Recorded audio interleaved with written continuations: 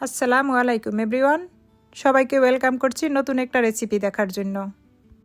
সামান্য আটা আর একটা ডিম দিয়ে দুর্দান্ত স্বাদের একটা ফুল পিঠার রেসিপি নিয়ে চলে এলাম। পিঠা তো আপনারা অনেকভাবেই খেয়েছেন, তবে এই পিঠাটা একবার বানিয়ে খেয়ে দেখতে পারেন।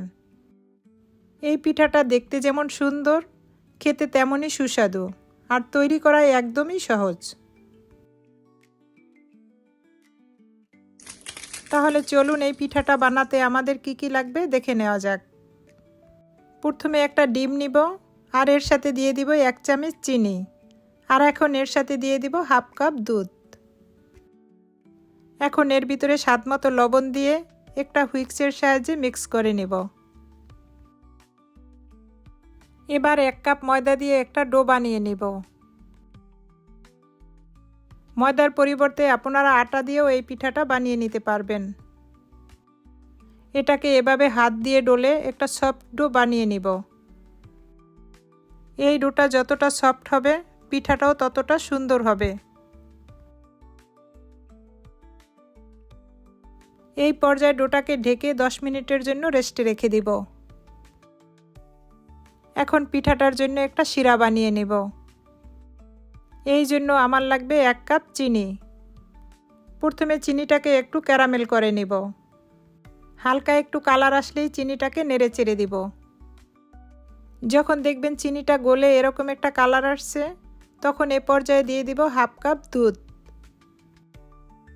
দুধটা দেওয়ার পরে চিনিটা একটু শক্ত হয়ে যাবে, এই জন্য ভয় পাওয়ার কিছু নেই। একটু সময় জাল দিলেই চিনিটা আবার গলে যাবে। এভাবে শিরাটা বানালে পিঠাটা খেতে আরও বেশি টেস্টি হয়।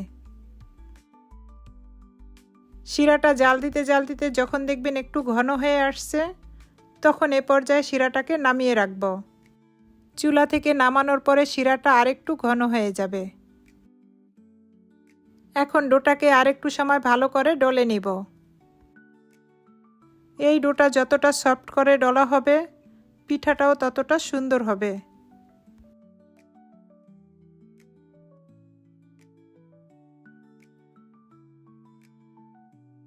এখন এখান থেকে অর্ধেকটা ডো নিয়ে একটা রুটি বেলে নেব।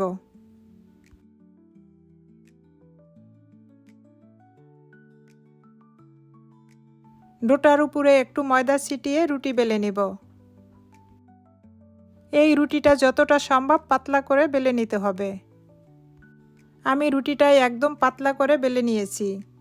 একদম কাগজের মতো পাতলা করে রুটিটা বেলে নিতে হবে। এবার রুটিটাকে কেটে দেখাবো। আমি একটা স্কেলের মাপ দিয়ে রুটিটাকে কেটে নিব। স্কেলের মাপ দিয়ে প্রতিটা পিস এক সমান করে কেটে নিব।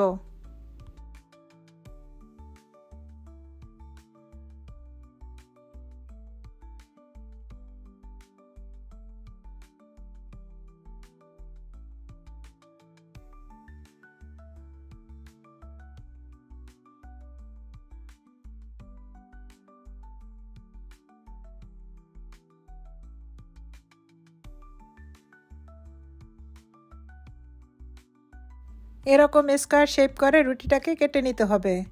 যতটা সম্ভব রুটিটা পাতলা করে বেলে নিতে হবে। রুটিটা পাতলা করে বেলে না নিলে পিঠাটার ডিজাইনটা সুন্দর আসবে না। সাইডের বাড়তি অংশটা দিয়ে পরে আবার রুটি বেলে নেব। এখন আমি পিঠার ডিজাইনটা করে দেখাবো।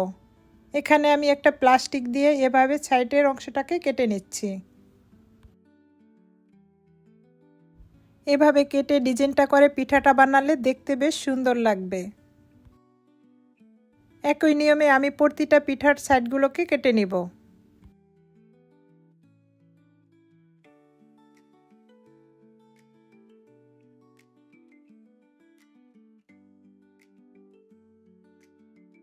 এখন আমি পিঠাটা বানিয়ে দেখাবো।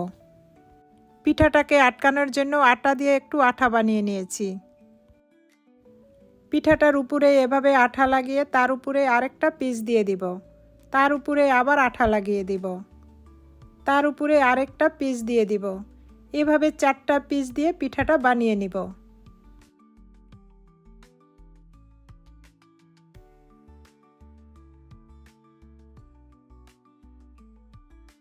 সবশেষে এরকম একটা চপস্টিক দিয়ে পিঠাটাকে চাপ দিয়ে আটকিয়ে দিব,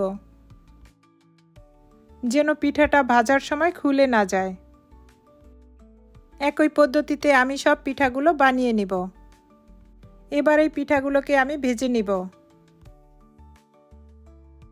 তেলটা যখন হালকা গরম হয়ে আসবে তখন পিঠাটা দিয়ে দিব। এরকম একটা চামিচের সাহায্যে চাপ দিয়ে পিঠাটাকে ভেজে নিব। আরেকটা চামিচ দিয়ে তেলটাকে এভাবে ছিটিয়ে দিব। এভাবে পিঠাগুলো ভেজে নিলে পিঠার পাপড়িগুলো খুব সুন্দরভাবে বোঝা যাবে। এই পিঠার পাপড়িগুলো যতটা সুন্দরভাবে বোঝা যাবে, পিঠাটা দেখতেও ততটা সুন্দর লাগবে। একই নিয়মে আমি সব পিঠাগুলো ভেজে নিব। যখন সুন্দর একটা কালার আসবে তখন পিঠাটা তুলে নিব। আমার মনে হয় আপনাদের কাছে আমার এই পিঠার রেসিপিটা ভালো লাগবে। যদি ভালো লেগে থাকে একটা লাইক দিয়ে আমার চ্যানেলটাকে সাবস্ক্রাইব করে রাখবেন আর বেল বাটনটা অন করে রাখবেন। এরকম নিত্য নতুন রেসিপি দেওয়া মাত্র আপনার কাছে পৌঁছে যাবে।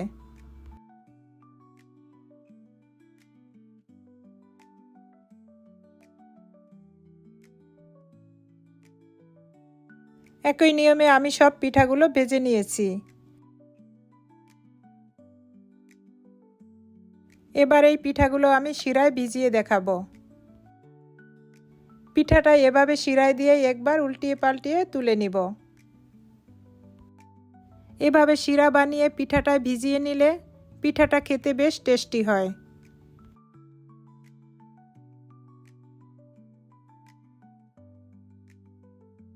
এই পিঠাটা খেতে এতটাই টেস্টি যে ছোট বড় সকলেই পছন্দ করবে।